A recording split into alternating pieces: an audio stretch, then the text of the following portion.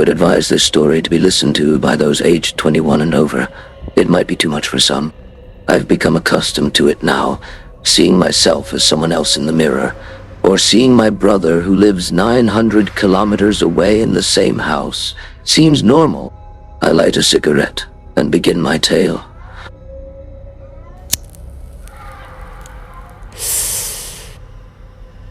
First, let me introduce myself. I have one sibling, 3 years my junior. Our father is retired, and our mother is a homemaker. We're just an ordinary family, harmless to anyone. Last year, I finished university and was preparing for a national civil service exam at my parents' house. The events I'm about to describe started at the beginning of the summer and are still ongoing. The trigger for these events was my younger uncle. I have 2 uncles. One has been abroad for a long time and visits Turkey every 4 or 5 years. I'm not very close to him. The other, in his early 30s, is the one I'm close to. He lived with my grandmother since my grandfather's passing. He had no intention of marrying, but societal and family pressures pushed him into it. My grandmother started looking for a bride for him. They wanted someone from a rural, small-town background. My uncle was past the age for casual dating. The family wanted him to settle down through an arranged marriage. Eventually, my grandmother found a suitable girl from a small village called Persak, in the northern part of Sorum, based on a relative's recommendation. This village was about 1 hour and 30 minutes away from our city. So my grandmother, uncle, mother, and I set out for the village. I was just driving. After a long drive on the main road, my uncle said, "We need to turn right here." There was no sign. He was directing from a paper.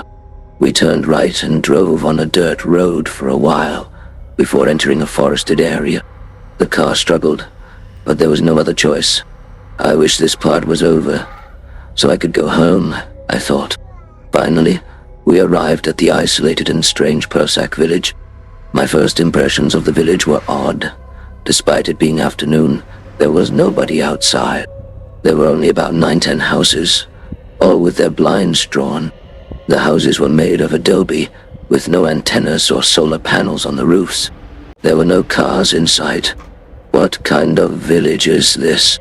It seemed like a place from years ago. What struck me most was the absence of a mosque, which I had never seen before in a village. I turned to my uncle and asked, "Are you sure this is a Muslim village? Son, there are no Armenians around here." "Don't talk nonsense," he replied. I didn't press further, just scanned the surroundings.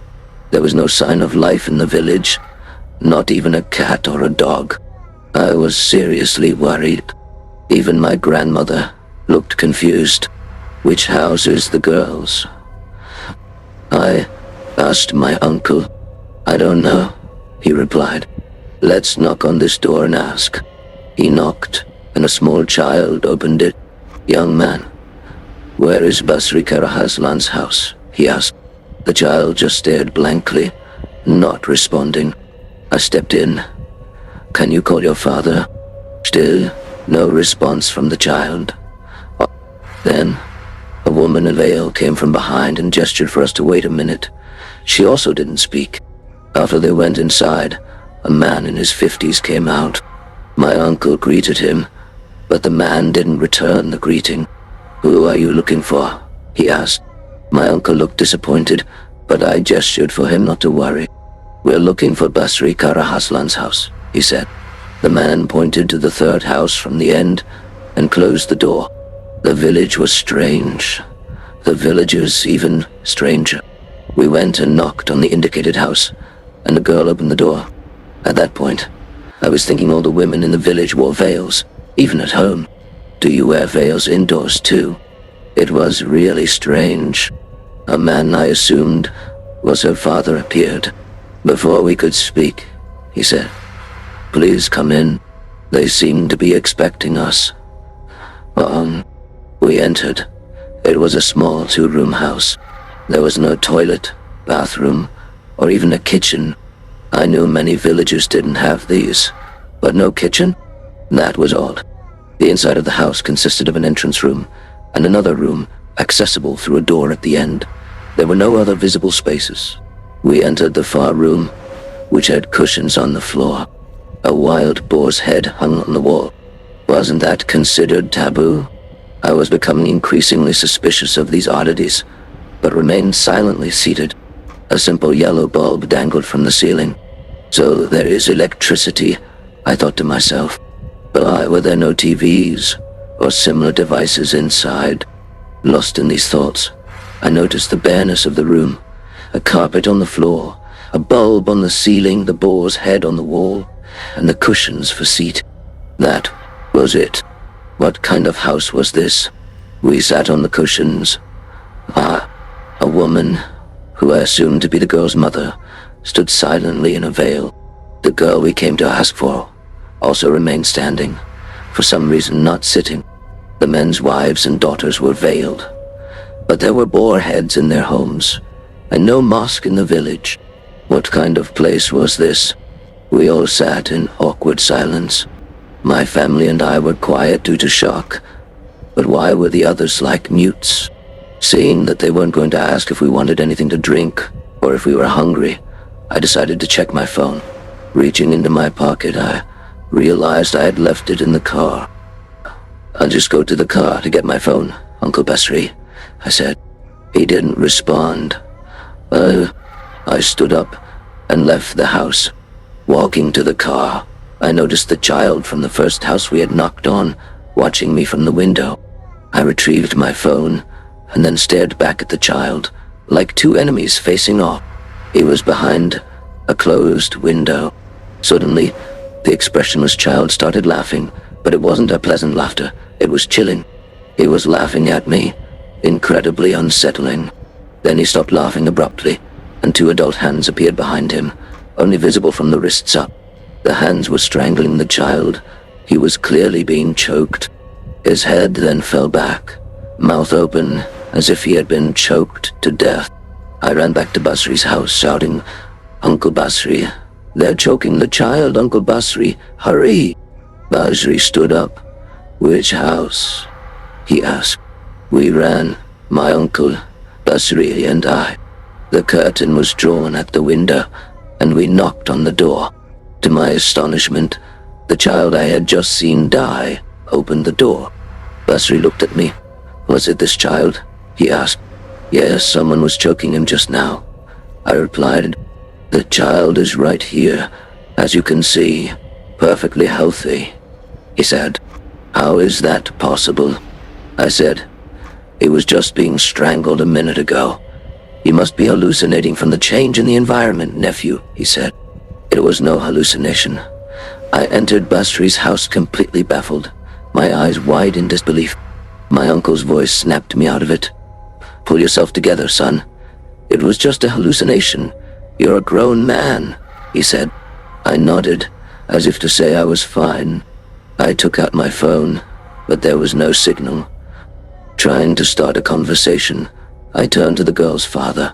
"Uncle Basri, it seems there's no phone reception here," I said. "There's a place called Hamacheri Hill, a nearby hill at the back of the village. You might have seen it on the road, on your left. They came and set up a station there 3 years ago, but it was destroyed shortly after. They came back, set it up again, and it was destroyed again."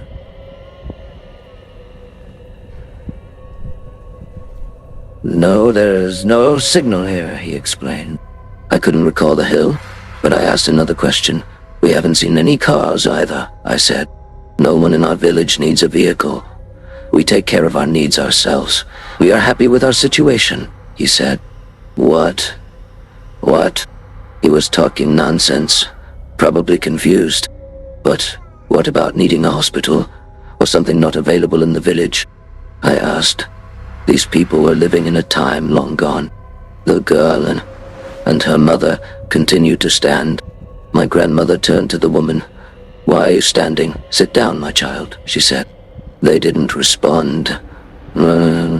Basri started speaking for them, according to our customs. "Women do not speak. Their tongues and mouths belong to their men," he said. "Women in that village were like potted plants. We were all uncomfortable with this strange village. My mother then turned to the man. "Let's see your daughter's beautiful face," she said, likely intending to see the girl and leave back to our city. She probably didn't like the village or the man's strange talk either. The girl's face was also veiled, her eyes visible, but constantly looking down, casting a mere shadow. It was impossible to tell if she was beautiful or not. Only her height was discernible through the veil. Meanwhile, it was slowly getting dark. The man said they could see her face in the next room. My mother, grandmother, the girl, and her mother went into the next room and closed the door. They returned shortly after having seen the girl's face. My grandmother's face was beaming. I was expecting her to say we could leave, but she looked at my uncle and me as if to say the matter was settled.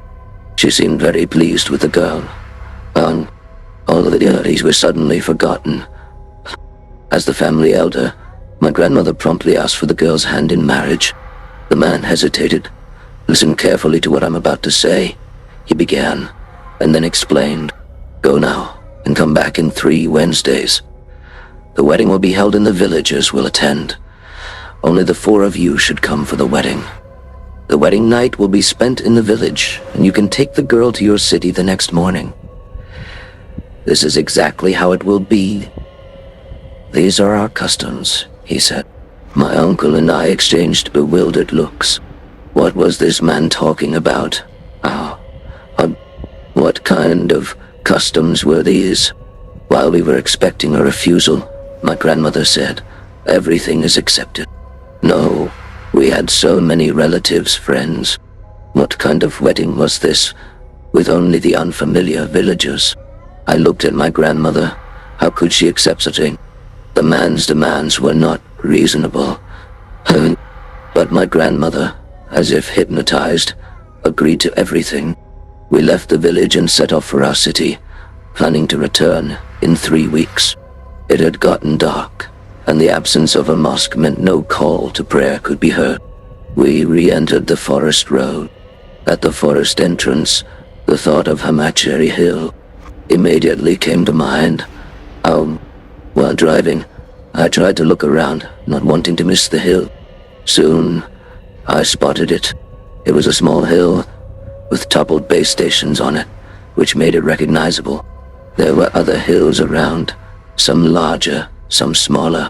I said to my uncle, "Give me 2 minutes. I want to check something." He replied, "Where are you going at this hour? We have a journey of 1.5 hours ahead of us." But my curiosity got the better of me. "I'll be back in 10 minutes, I assured him. "All right, be quick," they all said in unison. I parked the car and started walking towards the hill. My main goal was to get a view of the village from above, to see how it appeared. This village raised so many questions in your mind. It felt like a completely different world, a realm of its own. Reaching the top of the hill, I crouched near the fallen base stations, but my thoughts were on the village. I heard my uncle calling me to return to the car, yet I was absorbed in pondering what was happening in the village. The village's peculiarities were swirling in my mind. What kind of place was it, and what would it feel like to live in such a village? When I got back to the car, I noticed they were looking at me strangely. My mother asked, "Your face has turned pale, and you look ashen. What happened?" I replied, "Climbing up and down the hill tired me out," and brushed it off. I started the car again and drove towards the forest. My uncle asked my grandmother about the girl they had seen.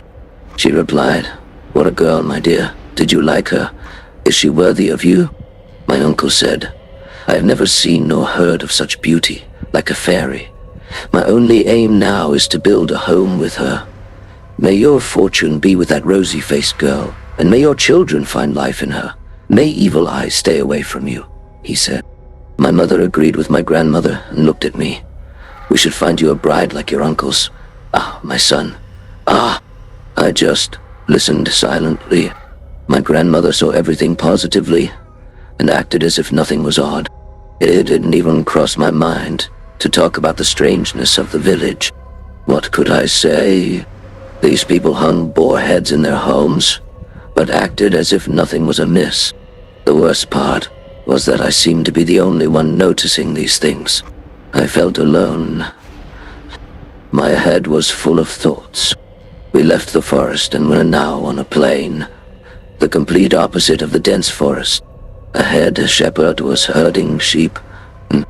My uncle told me to stop the car. Why? Why? I asked. Stop. Let's ask the shepherd about the family, he said. I pulled over. My mother stayed in the car, and my uncle and I approached the shepherd.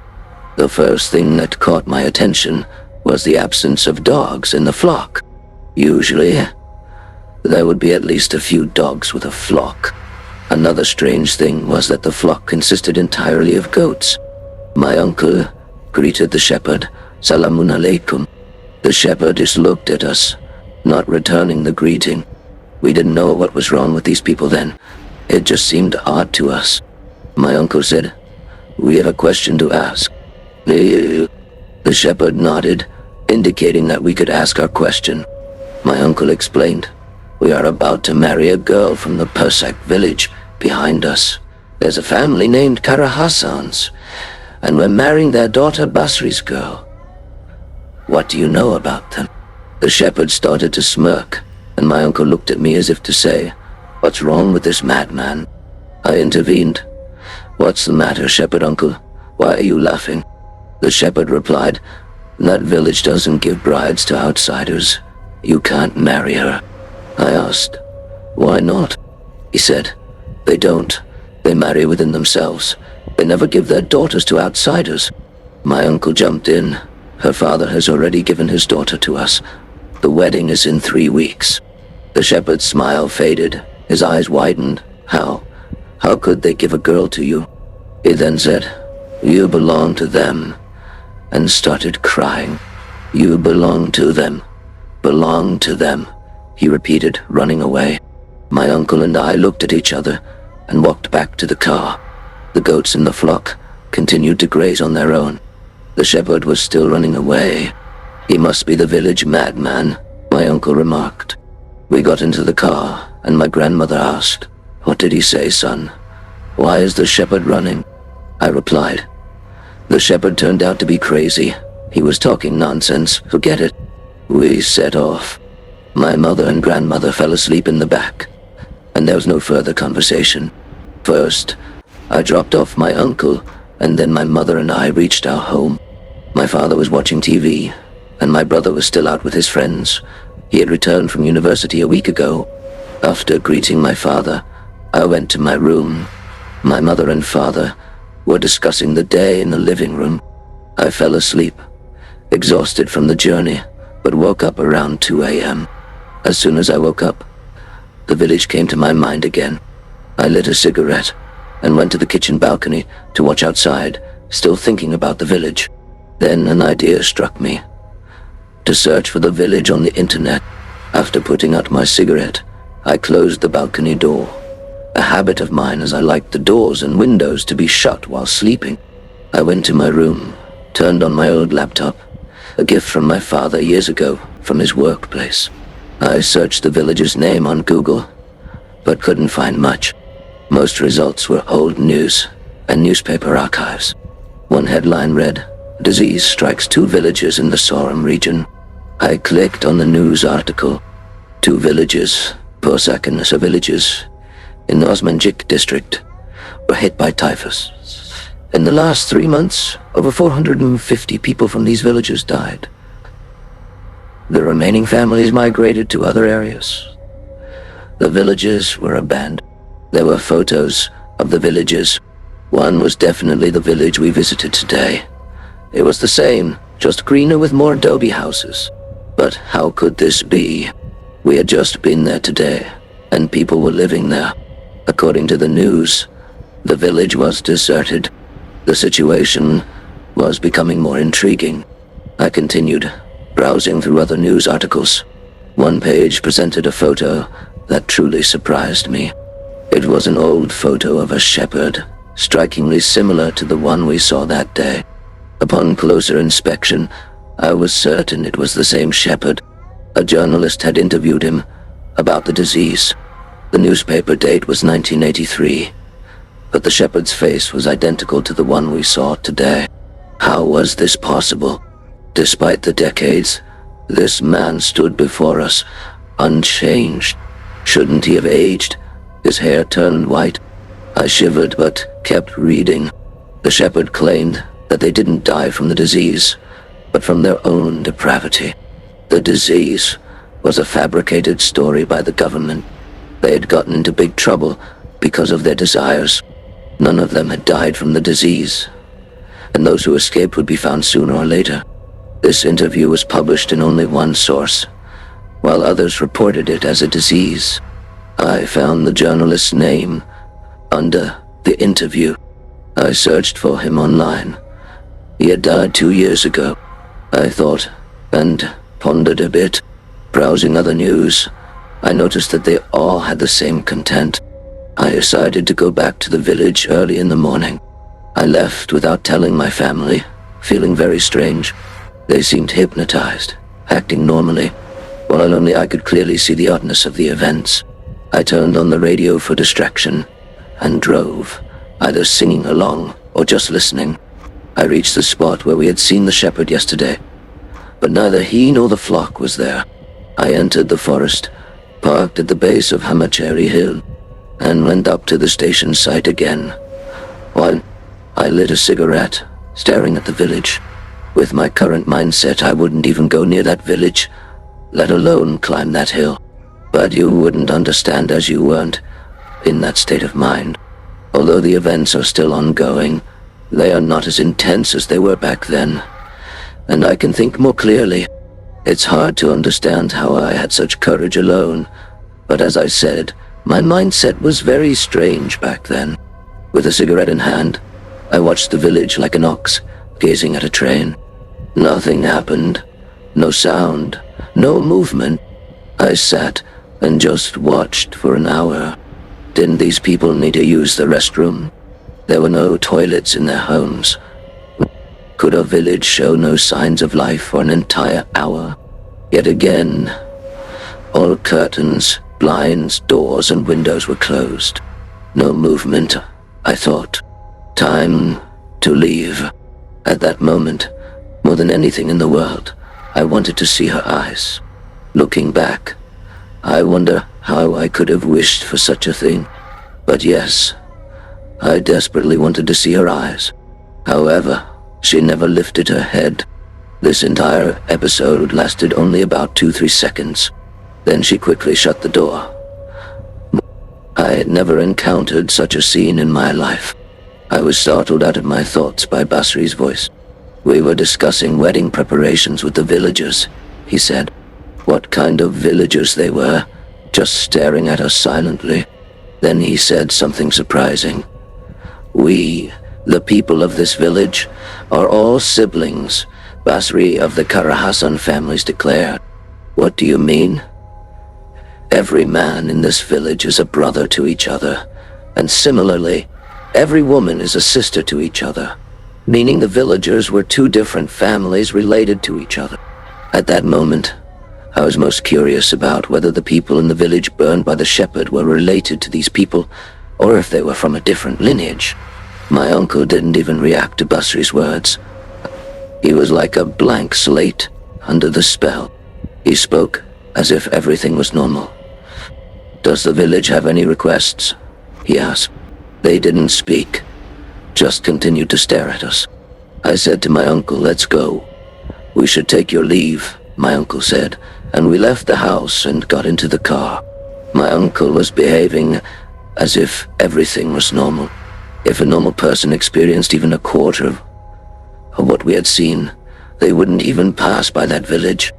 But my family was under such a spell that they perceived these forbidden beings' homes and villages as normal bridal houses. We passed the forest and saw the shepherd again in the open area. I stopped the car, and my uncle asked, "Where are you going?" "I have something to say to the shepherd." "Wait here," I told my uncle and greeted the shepherd. He was surprised and uncomfortable to see me, evident from his expression. He returned my greeting, though. I told him I had been to the imam's place. Good. It should help you, he said. Then he looked at my uncle in the car, examining him for a while. My uncle noticed the shepherd staring. What's wrong, shepherd uncle? Why are you looking at my uncle like that? I asked. He's under their spell, you know that. The shepherd said. I know. I replied. That's why I came here. To save my family from their evil. Forgive me, my son, he said. I've spent my life in the mountains, seen things I shouldn't have, heard things I shouldn't have. The beings with you are more malevolent than anything I've seen, but there are worse than them. There's only one incident I've seen like this in my life. Since that day, I haven't strayed far from these hills or my village. What more malevolent things have you seen, uncle? I asked, urging him to share. Don't ask, nor should I tell, he said. I don't have the strength to tell, and you wouldn't comprehend it. But I can say this. I was 17, exactly 38 years ago. I used to roam not only these plains, the hills ahead, but also the farthest mountains. I would shepherd my flock on the remotest peaks. I was just a young man. Now I'm 55, but it's been 38 years since I saw that creature. I'm still stuck in that day at 17. I can't escape the memories of what I saw that day. Not a night has passed without waking from nightmares about it. For 38 years I've tried to forget, but to no avail. I roamed every mountain before I was 17, but for 38 years since, I haven't taken my flock beyond these lands. I'm afraid I'll see it again, witness such an event again. Now you're asking me to tell about that night. How can I relive it? It's clear you're not a bad person, but they've latched onto you, and that's why I prefer to keep my distance from you. Okay, uncle, I said, apologizing. You're right. Tears filled my eyes, barely holding them back. Here was a man who'd seen all sorts of malevolent beings in his life in the mountains, yet he wanted to stay away from me. At that moment, I realized the severity of the trouble I was in. I got back into the car and took my cigarette. Do you mind, uncle? I asked. Go ahead, nephew. Give me one too, he said. We lit our cigarettes and started driving. What did you talk about with the shepherd? Why was he staring at me like that? He asked. Oh, uncle, don't you know the people around here are a bit odd? He's just half-witted, that's why he was staring. Not because of any problem, I said, dismissing it. In the middle of the 3 hills, there was a stream. Seamus had come from afar that night, with his flock. Driven by the desire to return to the village quickly, he would sleep every other night and travel during the nights. When he reached the stream between the hills for his flock to drink, he bent to drink himself. Turning around, he found his flock gone. As the imam recounted this, someone knocked on the door. It was the cafe owner, drenched in sweat, as if he had run up the hill. What's wrong? Asked the imam. Why are you in such a state? The cafe owner replied. Imam, hurry. Shepherd Seamus is acting strange. He might hurt himself. He's been shouting and screaming. The imam and I rushed to Seamus's house, hearing his screams from inside. The imam asked the cafe owner, who is Seamus fighting with? He's alone inside, has been shouting at himself for hours, replied the cafe owner. The imam entered the house while we waited outside. The villagers were too scared to come near. After about 10 minutes of waiting in great stress and fear, I couldn't wait any longer. I'm going inside, I said to the cafe owner, who tried to stop me. I entered the house and found a scene beyond description. It couldn't have been a normal house. All curtains were drawn. Goat heads hung on every wall. The floor was filthy, and in a corner was a sack full of human hair. The imam was standing at the entrance, constantly speaking in a language that wasn't Turkish. Shepherd Seamus was in the corner, his body facing the wall, head down, rocking back and forth, muttering something unintelligible. The imam stopped reciting, looked at Shepherd Seamus and asked, Shepherd Seamus, is that you? No response. Oh. After asking 3 times without a response, the imam shouted, Look at me. Shepherd Seamus suddenly stood up, and looked at the imam with such hatred as if he would tear him apart. "So, you're a jinni," said the imam. "What do you want from this shepherd?" The entity, in a faint voice, replied, "I will torment him." It was a look of pure hate, but at the same time, it was grinning disgustingly. "What do you want from him, jinni?" the imam asked again. "I will torment him," it whispered again. The imam, now visibly angry, asked a third time. Suddenly, the entity screamed, "My tribe of 77,000 beings is here." And with that, thousands of shadows appeared on the walls. The imam's eyes widened. Then, "You are that one," he said. The shepherd started laughing, maniacally. The imam looked at me and said, "It's a trap. I'll stay here to save the village. You must go." I rushed to my car and fled the village, heading home. At home, I planned to return to the village the next morning to help the imam. My mother scolded me for my absence, and we sat down for a meal together, but my mind was still on the imam. The wedding day was approaching, and everything seemed to be getting worse. Only the imam could rescue me from this situation. As I was lost in thought, my mother's voice startled me. "Son," she said. "Yes?" I replied. "You seem distracted." "I'm just tired, Mom," I said. "We're going to your grandmother's. Come with us." "What are you going to do there?" I asked. "Just a family visit," she replied. "Are all three of you going?" I asked. "Yes," she said. My brother added that he hadn't seen our grandmother in a while. I remembered how my grandmother had driven me away last time. "Go ahead. I won't come," I said. They left, and I was alone at home. I went to my room, turned on the computer, and started browsing Facebook. I was enjoying some music and a cigarette, feeling normal for the first time in days. Suddenly, I heard a noise from inside the house. I turned down the music, and another noise followed, like the sound of a dish breaking. I got up to check the kitchen. Usually, I prefer the dark, but when I pressed the kitchen light switch, it didn't work. I tried again, still nothing. "What's going on?" I muttered to myself. I used my phone's light to see. There were no broken dishes on the floor. Suddenly, I jumped at another noise from the living room. It sounded like something had definitely broken. I ran to the living room, expecting a mess, but everything was in order. "What's happening?" I said, out loud. I was already tense from recent events, and now strange things were happening in my own home. Apart from my grandmother's house, everything had been normal outside the village. I hadn't been subjected to any spells, as far as I knew. While I stood in the living room, a loud sound of running water came from the bathroom.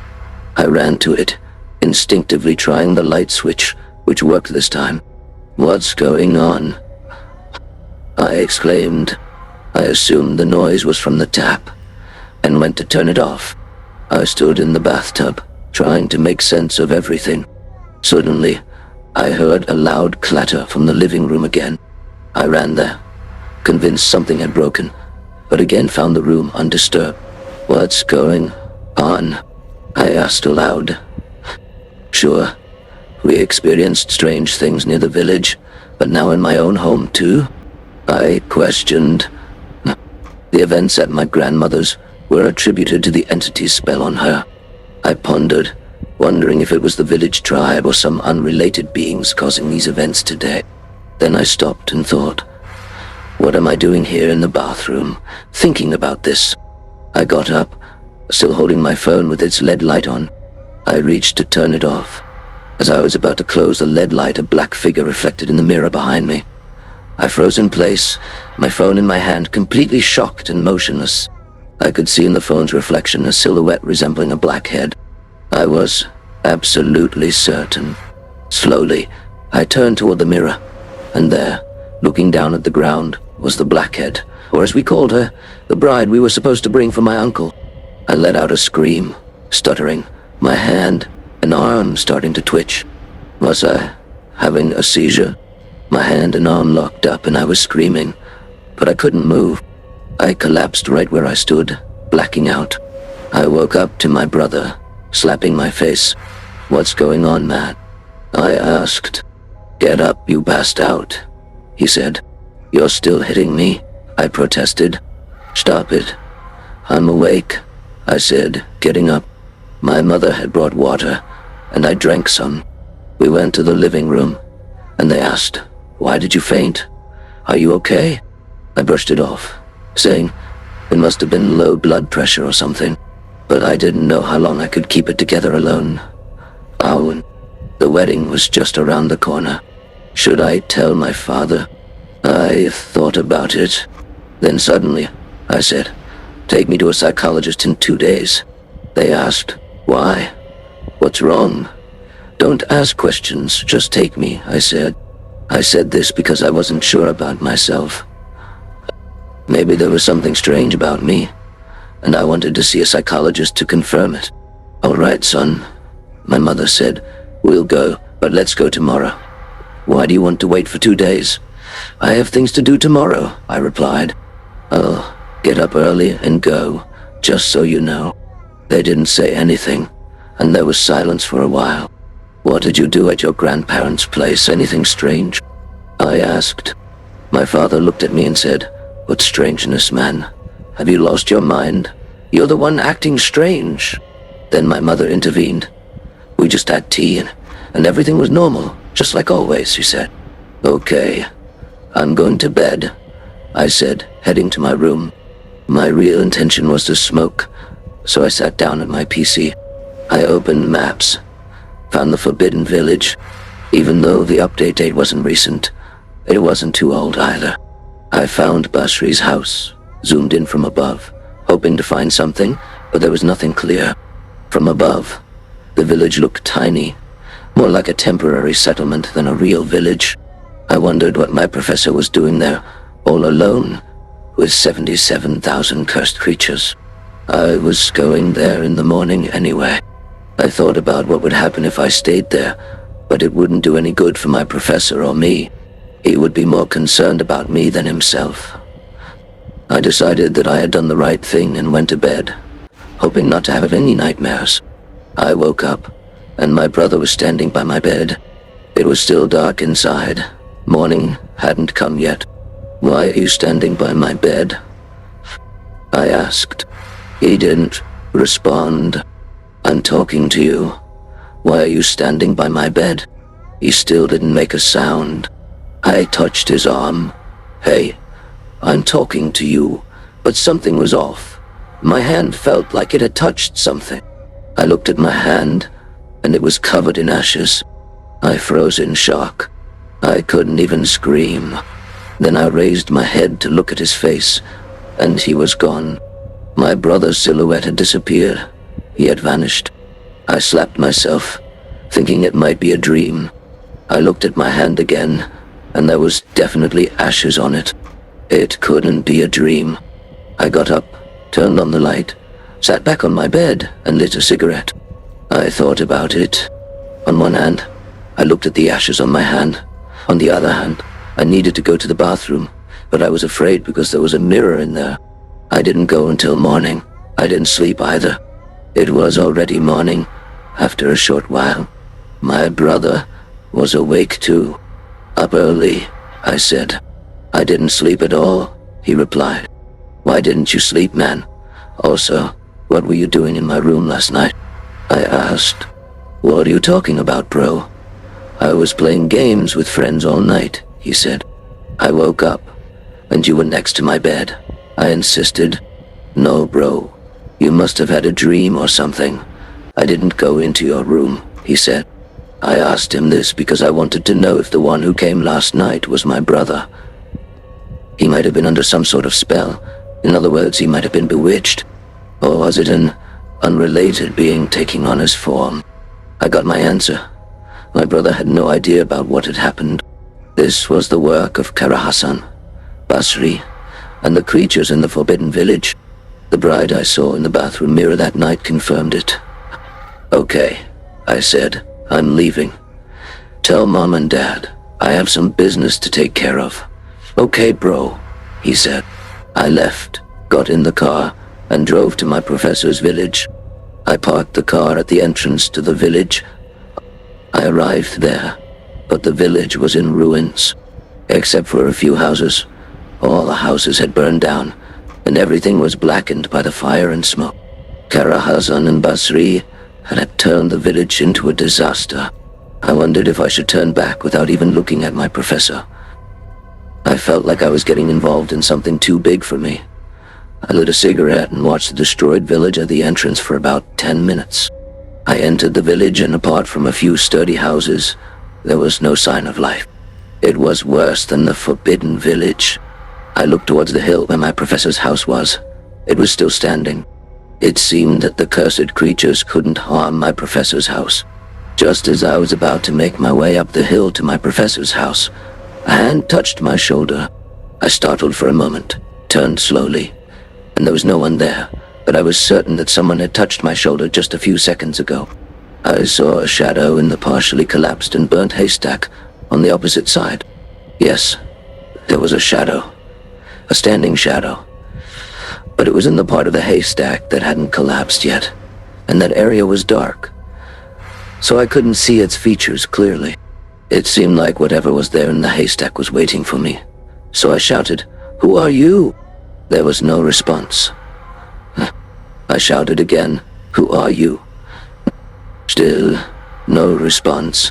For the last time, I shouted, "Who are you?" This time, it took a step forward, still inside the haystack.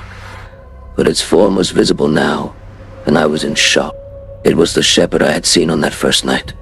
The shepherd who had been killed, the one who had fought and killed thousands of cursed creatures. At that moment, I thought, if this shepherd was evil, he wouldn't have fought those creatures. It meant that we were on the same side. I approached the haystack, and he retreated further inside.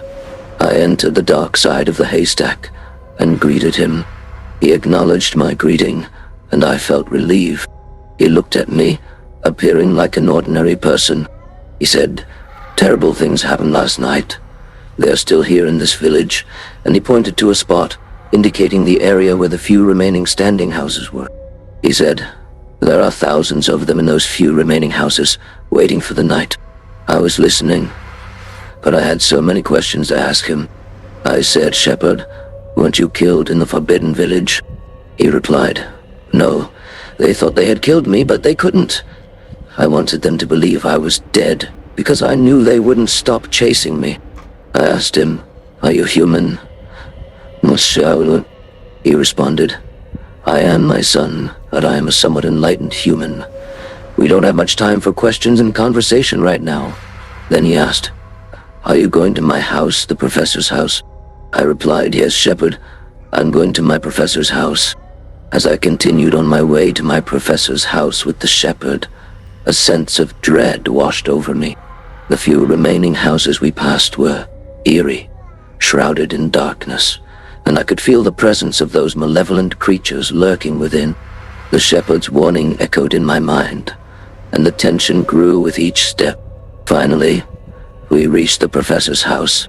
It was a haven amidst the chaos that had engulfed the village. The shepherd offered me a final piece of advice. "Be careful, my son. They are relentless and cunning.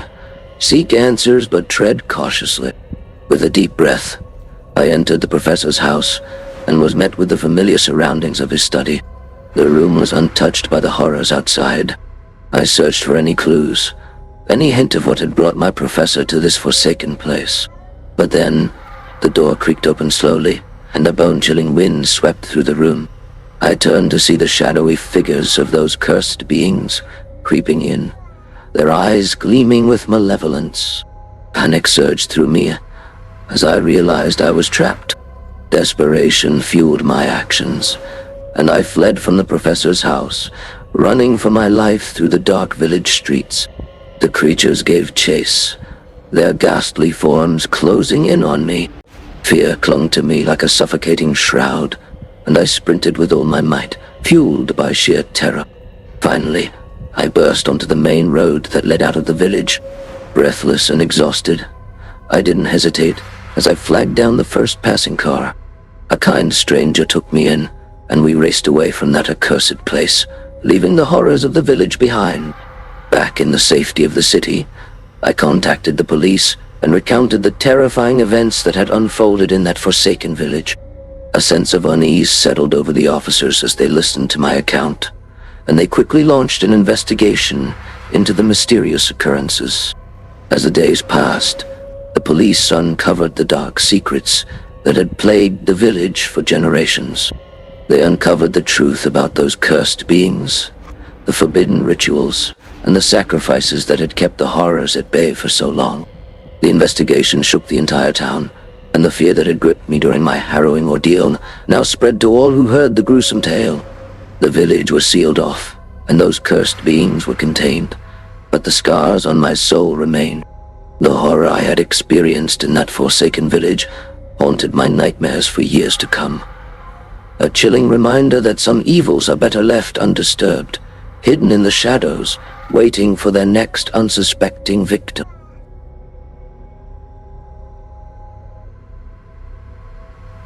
Thank you for listening.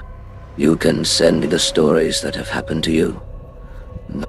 I will gladly narrate those stories.